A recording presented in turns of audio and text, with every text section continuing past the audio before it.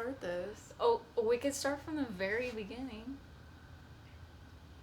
First off, hi, we're alive.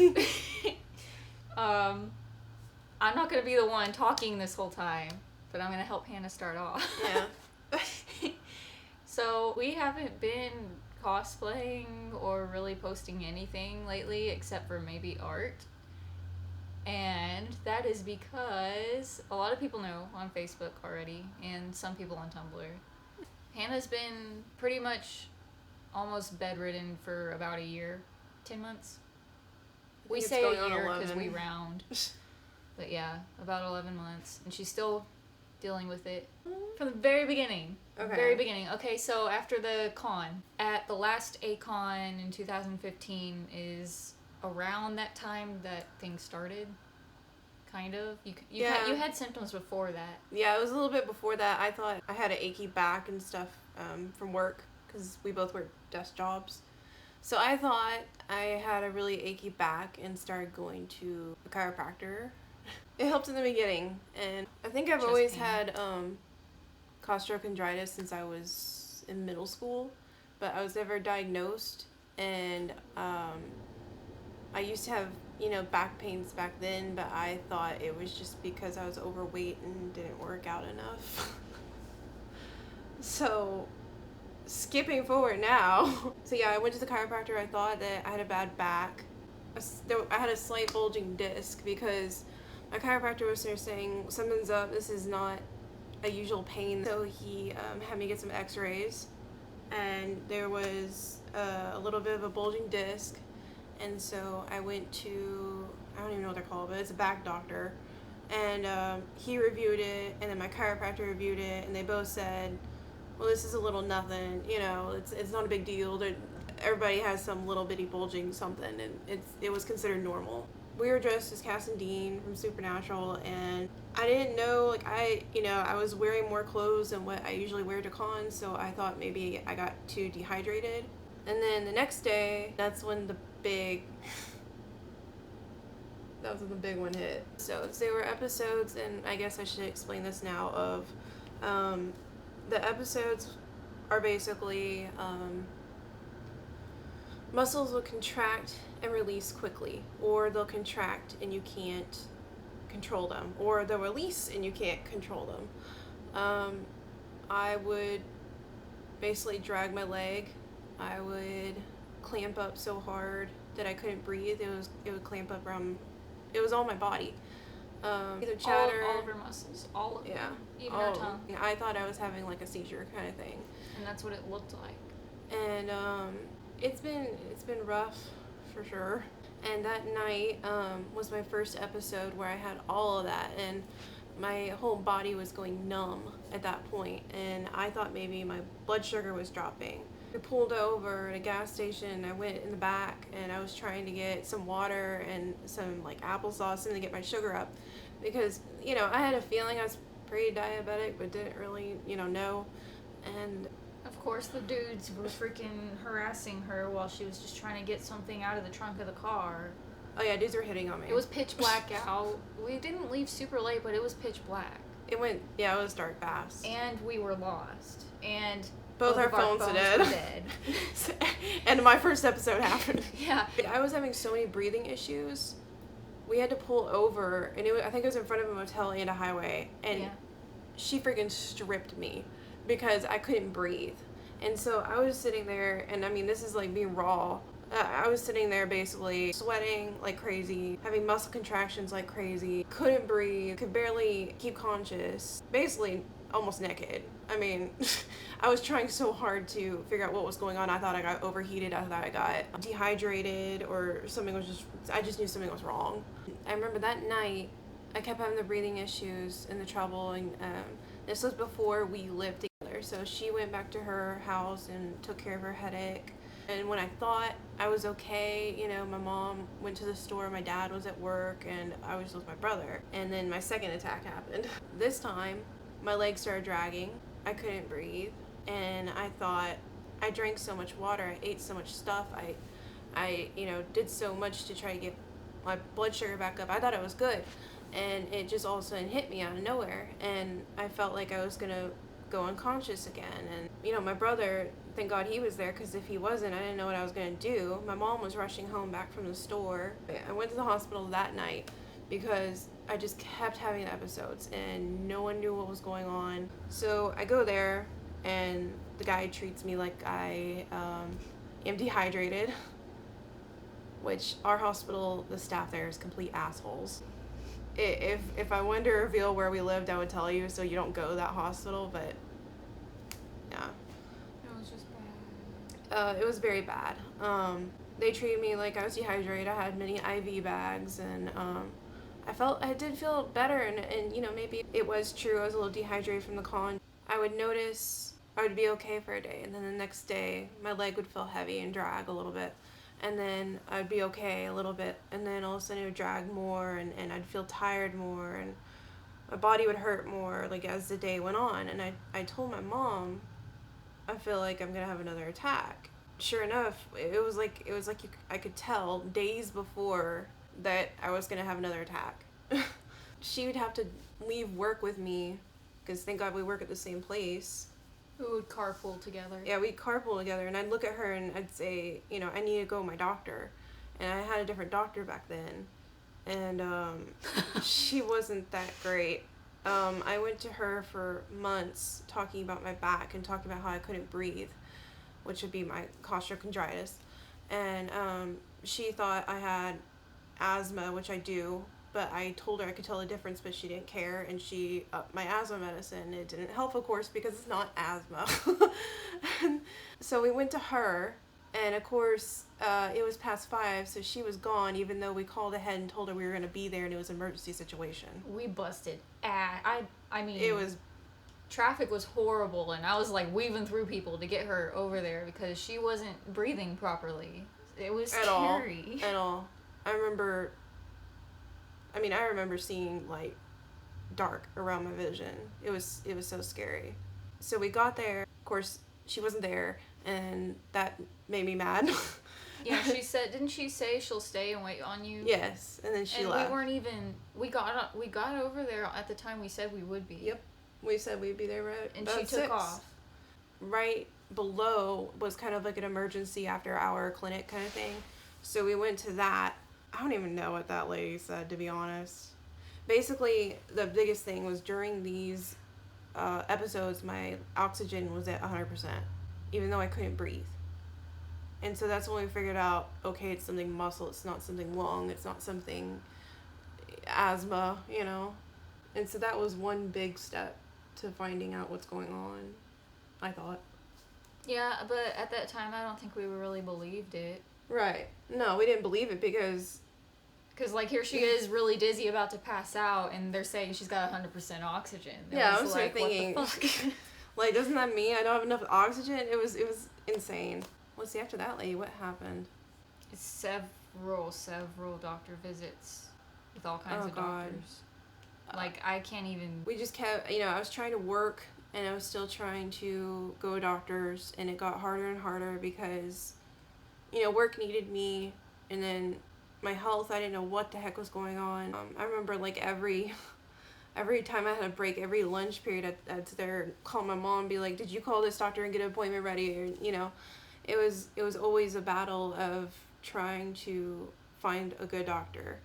And her vacations or paid time off from work was always just full days of doctor after doctor. She never actually got breaks. No. She was just constantly at a doctor's office on her days off. Or somebody at work got me sick. Which, by the way, if you're sick, do not go to work. Stupid. Someone got Hannah really sick right before the holidays. While I'm battling all this. Yeah. Yep. And December was actually one of my worst periods. But before we get to there, I found a doctor, and I won't say names because Let's give them nicknames. Which one are you talking about? Green Bean. Green Bean, okay. So I know who you're talking about. so Dr. Green Bean. I went to him, and he was very, very good. Bedside manners were nice, and the more we went to go see him, the more he kind of looked at my case, and Dr. Greenbean? yeah, he changed. Oh, okay. And so he was very nice at first. We went to him more because we thought, okay, we found a good doctor finally, and he was a neurologist. And because every doctor I went to before all that said I need a neurologist. I went to rheumatologist. I went to all kinds of... When you went, you were suggested to go to a rheumatologist and they rejected you, right? Yeah, I went to a rheumatologist and they rejected me, saying I should go to infectious disease. They didn't even look at me. But I was charged for the bill. So they said you need a neurologist or infectious disease. So we're like, well, we didn't want to go to infectious disease yet because you'd be exposing yourself to who knows what. So I thought, okay, let's go neurology first, We found that guy. He was good till, it's like a switch all of a sudden. He made me do an EMG, which I don't know if anybody knows what that is. But, I've told everybody else, it needs to be something that's used for people who are, really bad and need to be tortured to get answers out of them or something. I don't know. It's so horrible. I can't imagine. Without getting in a lot of detail, they shock your nerves, and they also use needles in your muscles, and they kind of shock you that way, too. It's, they do your feet, your legs, your thighs, your back. And they only go a little bit up your back because they don't want to hit a lung. The needles are about that big. So if you ever get one of those, make sure you're really doped up because it's not fun. So anyways, he started that test and I was crazy with pain. I asked him to stop and he yelled at me. He yelled at me saying it shouldn't hurt that bad. He started the test and I couldn't do it, and so we left the office, made kind of an uproar because of how rude he suddenly switched. He said I was making up the pain in my head, and that's not what you tell somebody, And so, And then he went behind your back and wrote on your record. Oh, that I need psychiatric help is what he put on my record. So on my record, on any medical records, it says from him, I need psychiatric help. And which, if people who don't go to doctors very often might not know, your record kind of follows you everywhere, kind of like if you ever go drunk driving, if an officer pulls you over, they're going to know about that when they look at your record. The same thing with doctors. Right. They're going to see that this one doctor thinks that she's crazy and she needs mental help. And so all these other doctors that she goes to, just keep that in mind, that they see that. Yeah. So you always want to try to see as much as you can of your own records. Because that one comment from that doctor made it hell. Yeah. For the next doctor. For all of the next doctors. They were always trying to check on your mental status. Oh, when yeah. It's not a mental thing. You sit there and you tell somebody, I'm in pain. And they ask you, instead of where are you in pain, they say, well, are you really depressed? Well, no shit. I'm depressed because I'm hurting. I'm in pain. Well, are you suicidal? Well, gosh, how do I answer that? And you just kind of, it's a horrible way, and I understand they have to ask those questions, but they're asking it because they saw it on her record before. Right. I went back in for that test, and one of my coworkers actually went with me, and she's kind of pretty doll baby kind of looking, and so I think he tried to impress her and was nicer to me, and I was able to get through the test that time. All the test showed was that I have carpal tunnel in my right hand. He couldn't find, that's one thing they go up your hands to. He could not find anything else other than a small spasm in my back, which I told him a lot of my spasms are in my back and my chest and my legs. And he says all he could find was a small one in my back, which I don't know how he judges what's small and what's big. And carpal tunnel in my right hand.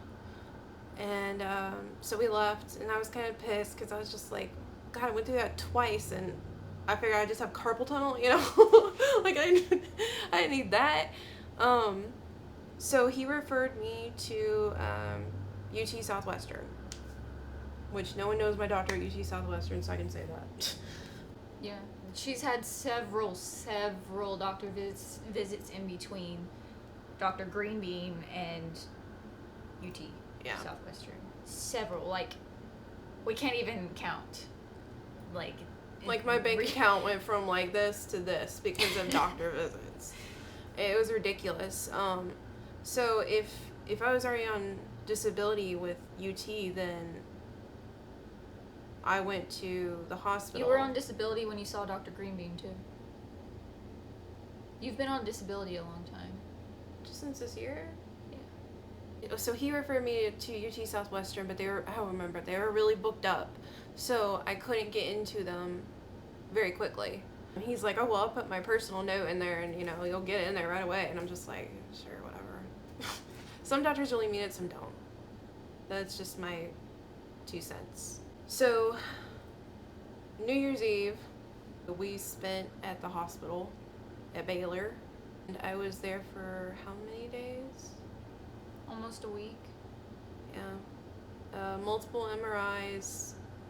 I've had MRIs of my whole body now at this point. Spinal tap. I had a spinal tap, which I don't know what's worse, that or epidural, but ladies, which all of it came back fine. There was nothing wrong.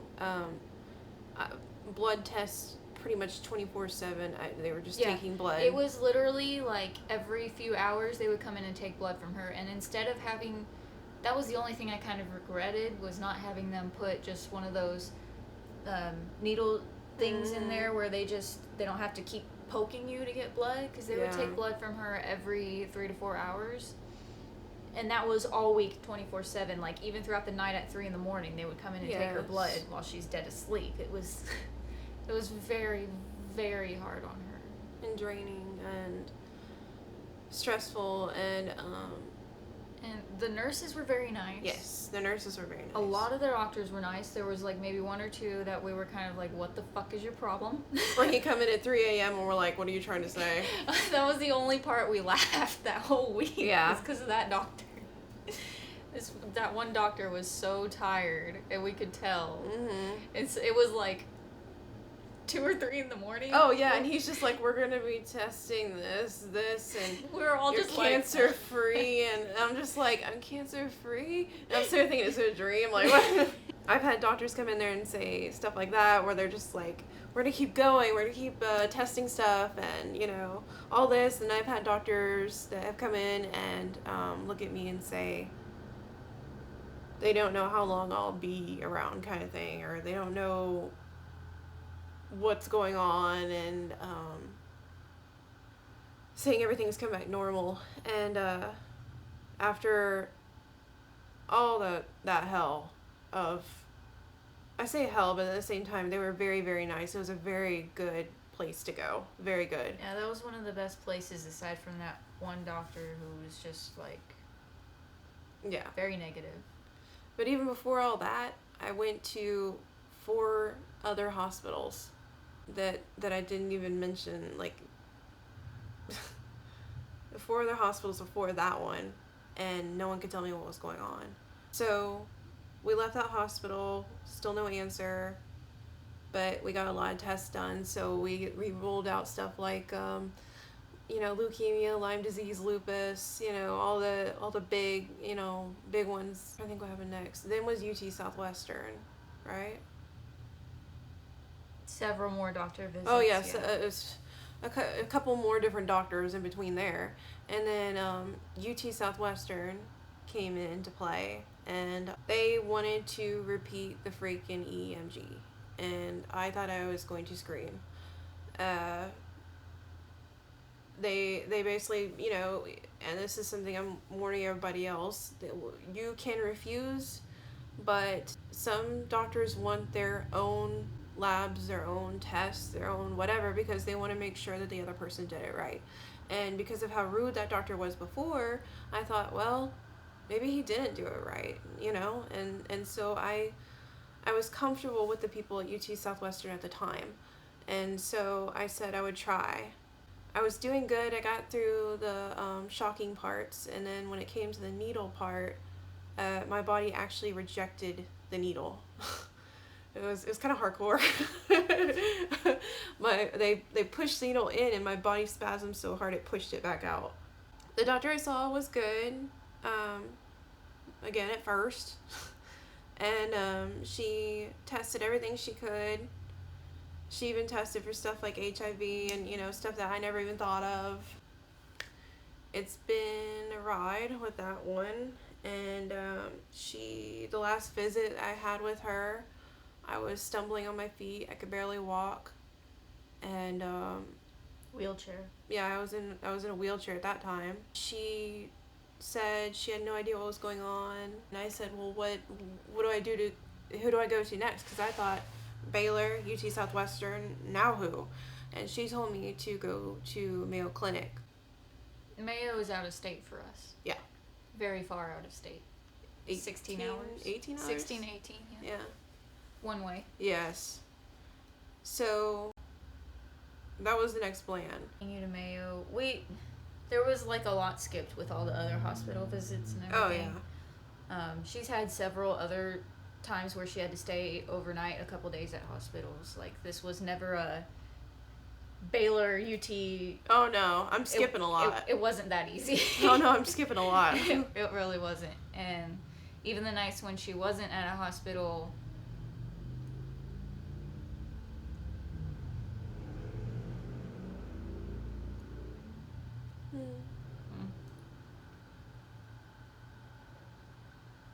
I lost track. If I wasn't in a hospital, I was suffering here, basically, or I was suffering at my parents'. My family doctor has tried several medicines to try to help me, and several treatments to try to help me. He wrote me a referral to go to Mayo, and we were all ready to go in Mayo. I mean, it was planned, and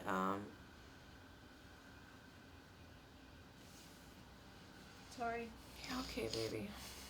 I didn't want to cry in your video. Okay. It's been a very, very emotional ride for all of us, between trying to figure out what to do. What is this?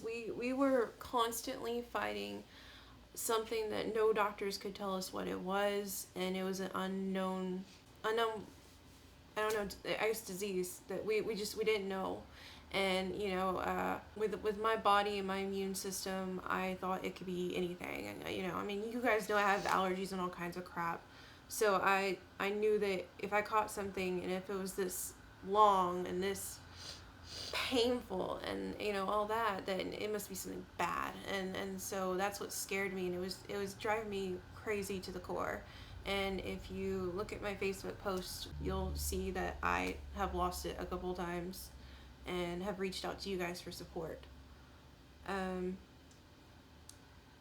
Basically, the way that it went was we were on the phone with Mayo Clinic, and after we made the appointment and we hung up, out of nowhere, a rheumatologist called, which we called this guy weeks ago, didn't think he was ever going to call back, and this was a second rheumatologist. Because I've never actually been viewed by a rheumatologist, because the one I went to just shooed me away. She didn't even look at me. She just said, no, this isn't something I would handle, and I had to leave. I talked to the person about the rheumatologist, and they're like, hey, we have an opening tomorrow, do you want to come? And I'm like, oh god, yeah, you know. So I go over there. The doctor was really nice. He was pretty straightforward. The staff wasn't that great. I had several panic attacks and meltdowns because they would mess up drawing my blood. And after getting poked and with needles so many times, I knew which veins were good, and I tried to tell them, you know, like, hey, I have certain veins that the blood just pours out. Well, he didn't want to do that, and so he picked a vein that was not going to let blood come out, and he tried to suction it out. Well, instead of suctioning, he was pumping, and it was bad. So that was a hell. He almost pumped air into her veins. A huge air bubble, which is not a good thing. Nope. Which we found out later on he did to another girl. Blood test came back fine. The only thing that was weird was, I think it was like my kidney was weird. My kidneys were low. So I actually went back to my family doctor because my family doctor, his test results for some reason come back sooner. And so he retested me and I came back 100% fine.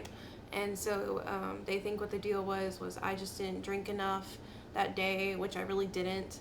And so the kidney function looked low because they weren't really functioning because I didn't have anything in there for them to do, kind of thing. If that makes sense. I'm not very technical. Trying to think next. More tests, more different kinds of drugs. I mean, to figure out something to help with pain and spasms and attacks with my family doctor. And then at the same time, I was going to the rheumatologist. The rheumatologist got me to do some Xrays, and the Xrays came back normal. There's nothing wrong with them. He wanted Xrays on my hips. Of course, I've already had Xrays head to toe, but he wanted it, so whatever. He officially diagnosed me with fibromyalgia that day.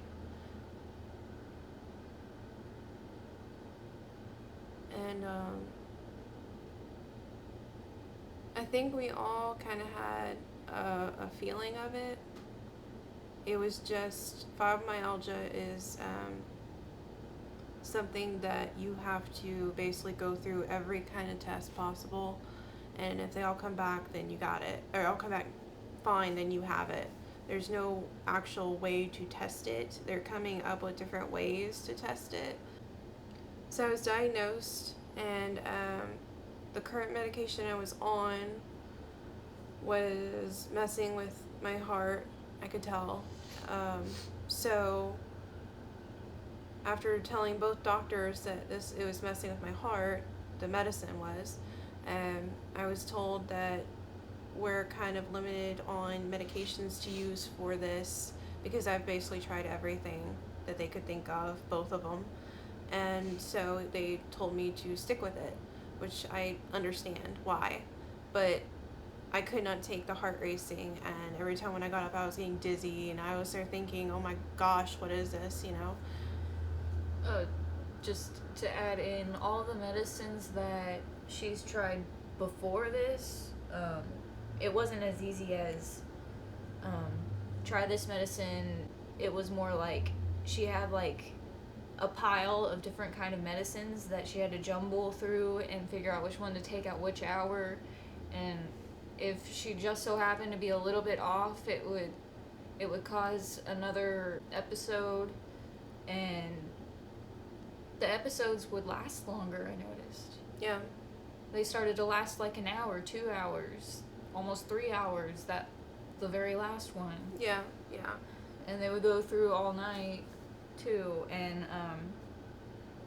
it wasn't like trying anxiety medicine, for example. You can tell if it's not working for you because you just get the little bit of heart racing, maybe a little dizzy. For her, it was like it was making all of her symptoms and the side effects worse. Everything. Yeah. Like it was just adding on to her problems instead of helping. The stuff that was supposed to help her had the same exact side effects as what it was trying to help. So it was like, is it helping, or is it more side effects, and the side effects would get worse? And then she would have allergic reactions to a bunch of medicines because of her allergies. The medicine part was not as easy as she makes it sound. She makes this whole thing sound really smooth. It was not. It was very much this. Yeah, very much so. Anyways, you were on the Wellbutrin. Oh yeah, so I was on the Wellbutrin. I couldn't take any more of the side effects, and so one of my primary care doctors, on-call people, called us because we put a request to talk to somebody that morning about it, and they couldn't get to us until then, I guess. And so they were like, well, if your heart's been doing that for that long, then you need to go get an EKG over at the off-hours clinic. And so we're like, oh, you know. And so it's like, I don't know, what time was it on Friday? It was late, wasn't it? So we go there, and the lady immediately knows that that medicine's messing with me. So she takes me off of it, and she puts me on another medicine, which I guess, I mean, I don't mind sharing, but I'm scared that if it doesn't work for me, then, and if someone sees this, we're trying that right now. This is day 4, and so far it seems to be helping, but I'm kind of hesitant, of course, because I've been through so many drugs, and then I'm just like, am I gonna get allergic to it? Is it gonna do something, you know? No offense to anybody in the medical field, because people in the medical field right now, they're just not learning. You're getting more up-to-date information, but yes, a lot of the doctors that she saw were just now realizing that they didn't believe in fibromyalgia. They thought it was like a fake unicorn type of thing that was non-existent. So if you do have stuff like this, it is going to take a lot of trial and error. You have to. You just have to find the right doctor. Because, I mean, she only just recently found the right doctor, and he's the one that stuck with her this whole time, and he led her to a doctor that knows even more. Yeah. So it's like, once you find the right doctor that understands and isn't playing around with you to make more money off of you and treating you like a lab rat, yeah, you'll actually get the help you need. And be careful with the specialists. Just because they say they're like, you know, the best in the state. Yeah, the best in the state or the best in the city doesn't mean they're actually that great.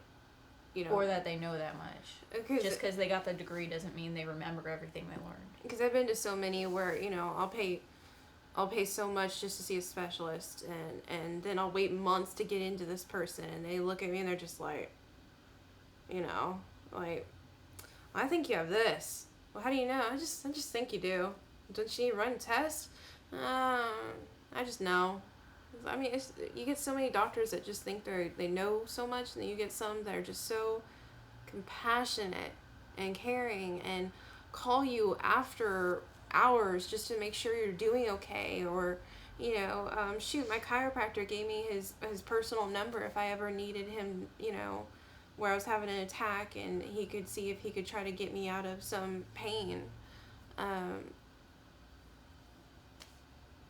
think, you know, I told everybody that, and, you know, no matter what religion you believe, this is just me.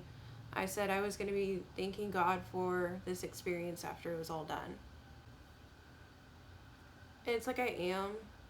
Because I went through my stages, you know, like if you saw on Facebook, I went through the stages of mourning myself the week before I was diagnosed, because I felt like an older piece of me was dying.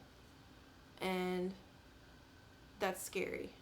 So yeah, I'm thankful for the experience. I'm still in the healing part of all this. There's no cure for fibromyalgia, but there's treatments for it. Going from doctor to doctor trying to figure out what the hell is going on. That's the scariest freaking part, is you're so scared that you're going to be told it's all in your head. And I left so many places with that, you know, with, well, we don't know what's going on, and well, do you see a therapist, and stuff like that, and I just didn't know how to take that. I knew this wasn't in my head, and I know a lot of other people know what I'm talking about when I say that, you know, chronic illnesses, even though you look fine, sometimes you don't feel fine. I would save you the personal stories you guys would share with me about, you know, if you guys had it, or if someone else had a chronic illness or something like that, and I would read them on the way to my doctor's appointments, where I would just basically try to clear my mind of anything I was going through and wanted to focus on others. And so I would read it, and it would help me put on a brave face for another doctor. And, you know, unknown, are they going to take my blood? Are they going to do this? Are they going to do that? And I still kind of have a phobia of if someone rubs my back and my back is bare. Like, I don't know if a lot of people have, like, where, like, after they get stuck so many times, they don't want to, like, have exposed arms and stuff like that. Mine is now my back, because I don't want to get spinal tap or anything like that right now. You guys sharing so many of your stories and the support and, oh my gosh, the auctions and you guys buying on those, you have no idea how much it's helped. The prayers, the financial support, just everything has helped me get through this. And I know it helped her get through this too. She's gonna cry. There's been a lot of emotion, and another thing is my doctor prescribed me to be a mermaid. I'm supposed to start swimming. Only for a little bit of time though. I really can't thank you guys enough, because it seems like telepathically you guys knew, even when I didn't have to, make a rant post or something to let some steam out. I would get a message from somebody, or someone would tag me in something and make me laugh, and it was like you guys just knew I was having a shit day or something, and it just made everything better. I'm thankful for this whole thing is just seeing how much support there really is for me, and seeing who will stick by me and who kind of won't, and who tries. And there's been a lot of emotion with all this, obviously. There's been a lot of emotion, a lot of stress, and a lot of nights away from home, and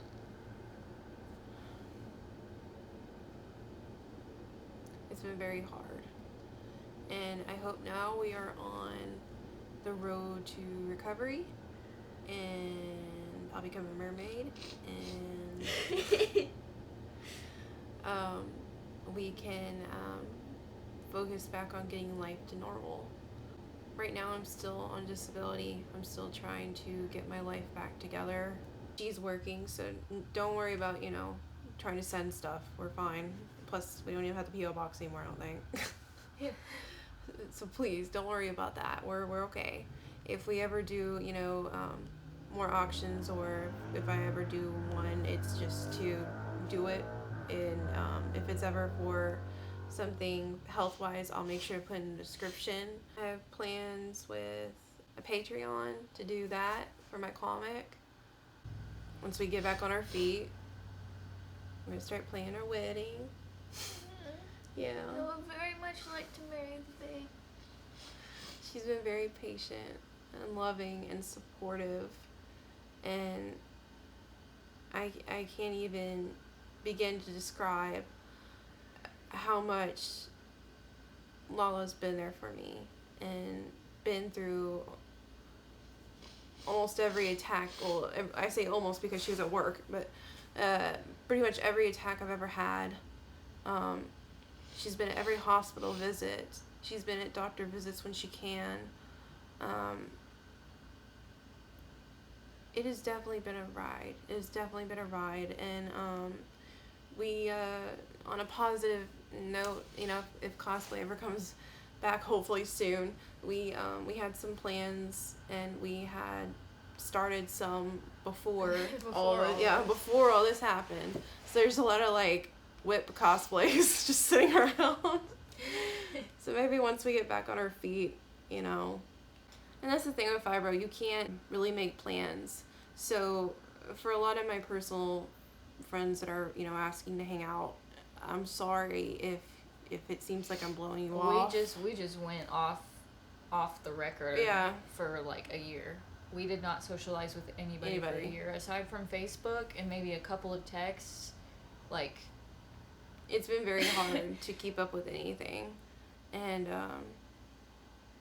Nani, if you see this, I'm sorry. I've been a butt friend. I haven't been able to keep up with you either. You have not been a butt friend. I just feel bad. You've been hurting. If anything, I've been the butt friend, because I could have contacted everyone, but I didn't. You've been busy than me. I just didn't want to pass off bad vibes. Yeah. Because it's hard, you know, it's hard when people say, are you okay? And you just kind of like, whether you be the person that's sick or you be the person that's trying to care for the person that's sick, you just can't sit there and look them in the face and say, yeah, I'm fine, you know? And after a while, you're tired of putting on a face. Yeah, I definitely reached that point. You're tired of putting on a face. Another big thing is Lala could have left at any moment during this. No, I'm stuck with you. No. I mean, Or actually, you're stuck with me. I'm never gonna leave. No, I mean, okay, listen. Like, when I proposed to her, it was when things were first starting to go on, and I did not think anything of it. I didn't think that it was going to explode into what it was. I didn't know it was going to turn into what it is. Throughout this, you know, I'm just going to say year, Lala's given up a lot for me. When I proposed to her, I knew that she accepted all that. But I didn't know if she would accept the fibromyalgia part, because that's a huge thing to add to a relationship, and I thought it was a big burden. And no, you're never ever a burden, never. And she's stuck with me. What are you doing? No, I want it. Listen. It's stuck to me. Well, Why do you want it? I wanted to ask you.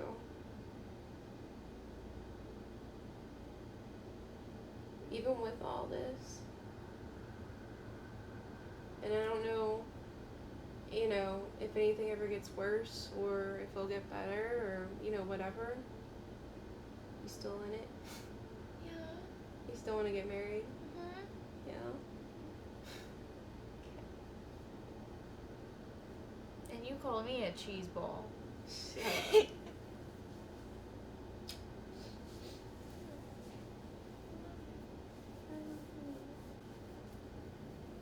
Happy days are coming, girl. No more crying. Be better. No more crying. I don't know how many more tears I got left in my eyeballs. Shoot. I know that feeling. Why? The tank is sad too. Tank is sad. Tank's like, damn it, I wanted to marry Hannah. Moral of the story. Moral of the story. Your health is important. Don't take it for granted. If you feel in your gut that something's wrong and it's not diarrhea, then you are most likely right. Do internet research on stuff if you feel doctors are misdiagnosing you, but don't entirely trust specifically one doctor or specifically the internet. Get your information from everywhere you can and go from there. Don't base it off of one person's opinion. Hannah said it, but I didn't get to because I got emotional. But thank you guys for supporting Hannah and for doing your damnness to cheer us up. Mm-hmm. See, I can't even think of. It's okay. You can go ahead and say the rest of what you want to say. If we didn't have you guys, I think we would have felt completely alone. And, you know, you guys tell us all the time, and I'm trying to speak for Lala too. You guys tell us all the time how you know, you watched our videos and laughed, or we made you guys have a good day, or, you know, we saved your lives or something, you know, and it's just like, we're sitting there saying the same to you. The table's turned. Yeah, the table's completely turned. I could be at my lowest point and in so much pain, and, you know, poor Lala will be at work and she can't come help me, or she'll start trying to text me and help me feel better, and my mom will try to help me, but for some reason I would log on to my Facebook and just see all these people cheering me on, you know, and it kept me going. That it. Blood. I love kisses. Give me that. Those are my kisses. Oh. fine. Hey. It's my kiss. They're my kisses. That's my butt shadow on your face. Thanks. It's like